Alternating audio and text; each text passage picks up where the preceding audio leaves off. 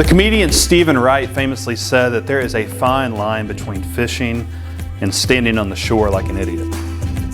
And if you've ever spent the day fishing, you know that that's true, right? You stand out there in the hot sun, casting over and over and over again, but at the end of the day, you leave with nothing to show for it.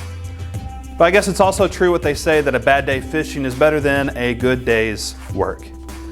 That's a great attitude to have as a fisherman, especially when the days are long and the sun is hot. But what happens when that same attitude takes root in the church? What happens when the church becomes a place where we're just okay with being there?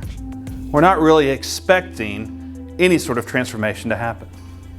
Well, what ends up happening over time is that we just end up going through the motions. We end up simply playing church and settling for some hollow facsimile of faith. John Wesley, the founder of the Methodist movement in the 18th century, said that he wasn't at all worried that the churches he started would ever cease to exist, but rather he worried that they would only exist as a dead sect, merely with the form of godliness, without any of the power.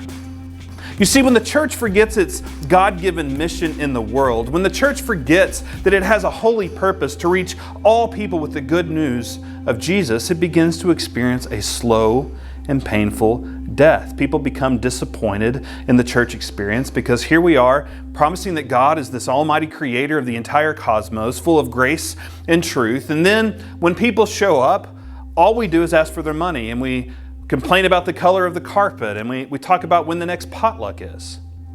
And I don't have to tell you what comes after, because I'm sure you've experienced it. That disappointment eventually turns the church into an obligation, and then that obligation eventually turns the church into a burden, and the church slowly begins to die.